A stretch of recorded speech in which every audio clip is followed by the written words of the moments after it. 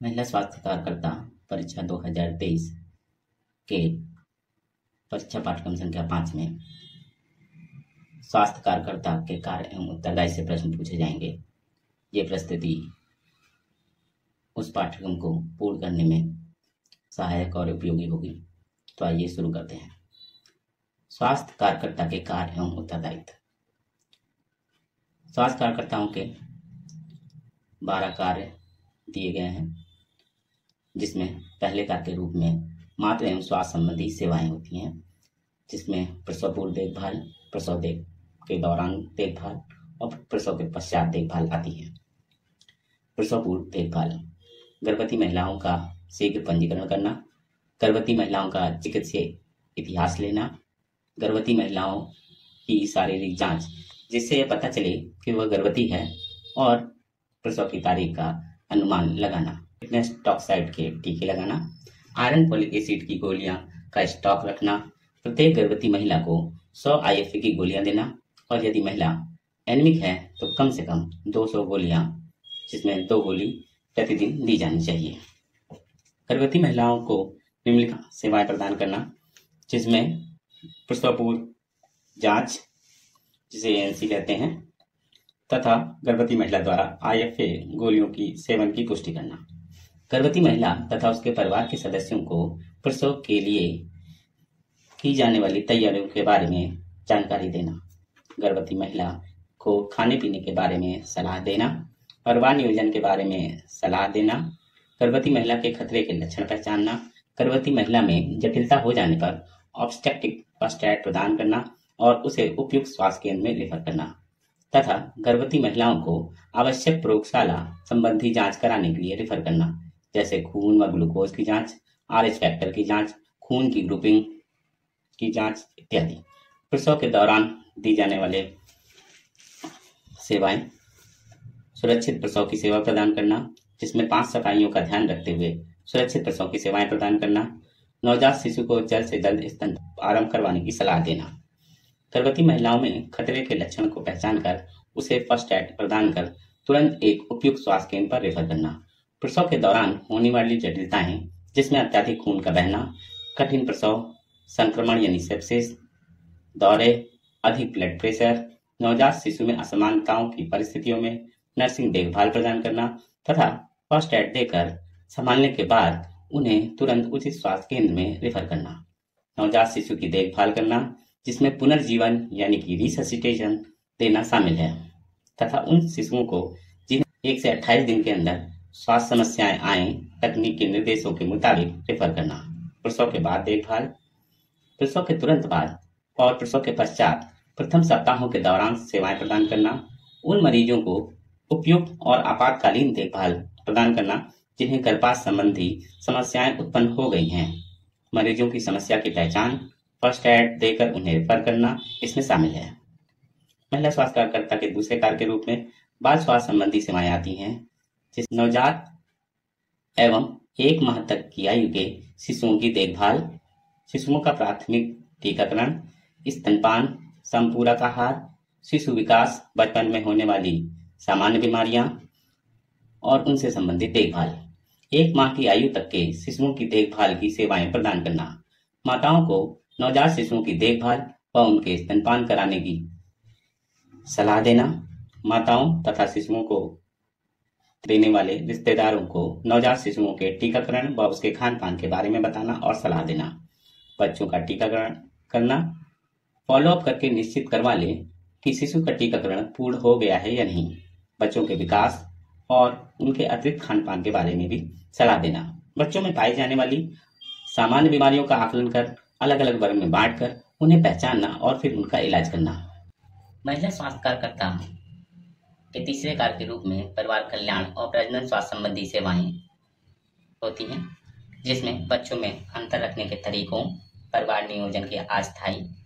प्राकृतिक एवं स्थायी तरीकों के संबंध में जानकारी देना, दंपतियों को निरोध और गर्भ निरोधक गोलियां देना, कॉपर टील लगाने और निकालने की सेवाएं देना, परिवार नियोजन के तरीकों को अपनाने वाली महिलाओं को फॉलोअप सेवाएं देना, परिवार नियोजन के तरीके अपनाने पर होने वाली समस्याओं को पहचानना, इन समस्याओं के लिए उसी समय उन महिलाओं को उपचार करना, जिन महिलाओं को चिकित्सक के पास रेफर करना हो उन्हें पास ही किसी प्राइवेट क्लिनिक अथवा प्राथमिक स्वास्थ्य केंद्र को रेफर करना। प्रजनन स्वास्थ्य सेवाओं के रूप में प्रजनन तंत्र संक्रमण यानी कि RTI, यौन संचालित रोगों यानी कि STD की डायग्नोसिस, उसका इलाज, बचाव एवं नियंत्रण करना, HIV एड्स के खतरों का आकलन, उनकी रोकथाम, नियंत्रण तथा दोहरी सुरक्षा, प्रजनन तंत्र संक्रमण, यौन संचालित रोगों से पीड़ित महिलाओं की जांच, उनकी उचित उपचार और यदि आवश्यकता पड़े तो उन्हें उचित स्वास्थ्य केंद्र अस्पताल में आगे के इलाज के लिए रेफरल सेवाएं प्रदान करना, मरीजों का फॉलोअप करना, जिन्हें स्वास्थ्य कार्यकर्ता को यह पता रहे कि मरीज ने इलाज जारी रखा है या नहीं, नियमित रूप से दवा ले रही है या नहीं। स्वास्थ्य कार्यकर्ता के चौथे कार्य के रूप में किशोर किशोरियों के लिए सेवाएं आती हैं, जिसमें सामुदायिक सेवा के अंतर्गत किशोर किशोरियों के समूह की पहचान कर उन्हें पारिवारिक जीवन संबंधी शिक्षा और सलाह देना आता है। किशोर किशोरियों के अनुकूलन प्रजनन स्वास्थ्य सेवाएं प्रदान करना, खासतौर पर एनीमिया की रोकथाम के लिए RTI, STI, HIV एड्स के से संबंधी बचाव व सुरक्षा की जानकारी देना। पांचवें कार्य के रूप में पोषण संबंधी सेवाएं आती हैं, जिनमें गर्भवती व स्तनपान कराने वाली माताओं एवं बीमारी एवं कुपोषित बच्चों के लिए स्तनपान पर सलाह आती है। बच्चों के संपूरक पोषण एवं बच्चों के समुचित विकास के लिए खान पान के सही तरीकों के बारे में सलाह देना। स्वास्थ्य संबंधी शिक्षा सेवाएं, लोगों को स्वास्थ्य शिक्षा देकर उन्हें स्वस्थ आदतों व स्वस्थ जीवन अपनाने के लिए प्रेरित करना, ताकि वे स्वस्थ आदतें अपनाकर उनका पालन कर सकें। सातवें कार्य के रूप में फर्स्ट एड और आपातकालीन परिस्थितियों में दी जाने वाली सेवाएं आती हैं, जिसमें चिकित्सीय प्रोटोकॉल,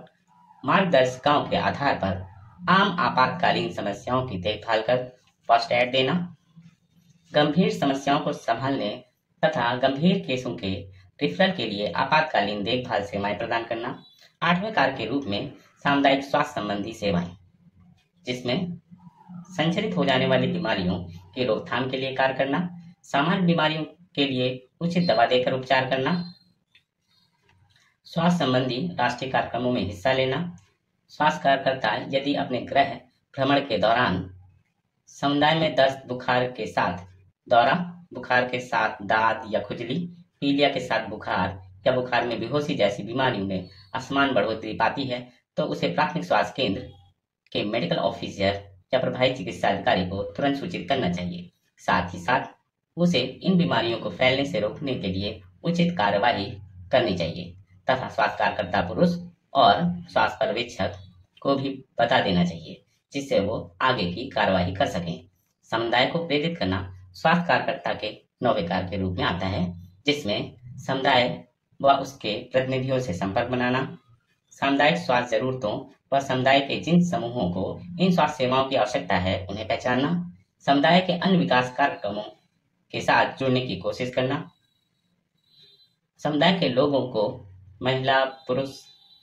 समानता के बारे में जागरूक और संवेदनशील बनाए रखना, अपने काम में मदद करने के लिए समुदाय के पुरुषों को प्रोत्साहित करना, समुदाय में पाए जाने वाले स्थानीय समूहों को संगठित करना, सामुदायिक नेताओं, दूसरे महत्वपूर्ण व्यक्तियों और पुरुषों को भी प्रजनन स्वास्थ्य सेवाओं के लाभ के बारे में समुदाय के लोगों से बात करने के लिए प्रोत्साहित करना, नियमित रूप से जानकारी, शिक्षा व संचार संबंधी गतिविधियां संगठित करना, गांव के मुख्य लोगों, गांव के नेताओं, महिला मंडलों, हेल्थ गाइडों, दाइयों तथा अन्य लोगों के साथ अच्छे संबंध बनाए रखना तथा परिवार कल्याण कार्यक्रम को बढ़ाने में उनकी मदद करना। परिवार कल्याण की सेवाओं का लाभ लेने की इच्छा रखने वाले क्लाइंट को अपने क्लिनिक पर आने के लिए प्रेरित करना, समुदाय में अपनी सेवाओं की मांग बढ़ाने के लिए प्रचार प्रसार करना, अपनी सेवाओं को समुदाय में बढ़ाने के लिए समुदाय के मुख्य नेताओं, जिनमें प्रधान, सामुदायिक स्तर पर उपस्थित अन्य स्वास्थ्य सेवा प्रदाता तथा पब्लिक सेक्टर सेवा प्रदाता शामिल हैं, के साथ नियमित रूप से मीटिंग आयोजित करना। 10वें कार्य के रूप में गुणवत्तापूर्वक सेवाएं प्रदान करना आता है, जिसमें समुदाय में दी जाने वाली सारी सेवाओं और कार्य विधियों में संक्रमण से बचाव के तरीकों का प्रयोग करना, जिसमें सुरक्षित रूप से इंजेक्शन देना भी शामिल है। समुदाय आधारित सेवाओं को प्रदान करने के लिए तथा समुदाय में चिकित्सा अभ्यास से जुड़ी हुई नैतिकताओं का आदर करना। 11वें कार्य के रूप में रिकॉर्ड कीपिंग स्वास्थ्य कार्यकर्ता का महत्वपूर्ण कार्य है। ये रिकॉर्ड ग्राम स्तर पर रखे जाते हैं, जिसमें पहले रजिस्टर के रूप में घर घर में जाकर किया गया सर्वे रजिस्टर है, जो आज के समय में आशा द्वारा रखा जाता है। लक्ष्य दंपत्ति रजिस्टर, जो अत्यंत ही महत्वपूर्ण रजिस्टर है। MCH रजिस्टर यानी कि maternal and child health register, गर्भ निरोध register, sub centre clinic register, जन्म मृत्यु रजिस्टर, स्टॉक रजिस्टर जिसमें कंज्यूमेबल आइटम्स और नॉन कंज्यूमेबल आइटम्स अलग अलग आते हैं, परामर्शदायी प्रक्रियाओं को दर्ज करने का रजिस्टर जिसमें सलाह सत्र के बारे में लिखा जाता है, जांच परीक्षण इलाज हेतु भेजने की जानकारी के लिए रजिस्टर यानी कि रेफरल रजिस्टर, रोज लिखी गई निजी रिपोर्ट यानी कि आपकी डेली डायरी। 12वें कार्य के रूप में रिपोर्टिंग आता है। प्रत्येक माह किए गए कार्यों को निर्धारित प्रपत्रों पर रिपोर्ट बनाकर भेजना स्वास्थ्य कार्यकर्ता का अंतिम कार्य है। आशा करता हूं कि परीक्षा पाठ्यक्रम महिला स्वास्थ्य कार्यकर्ता के कार्य एवं उत्तरदायित्व की ये प्रस्तुति आपके परीक्षा के लिए उपयोगी सिद्ध हो। धन्यवाद।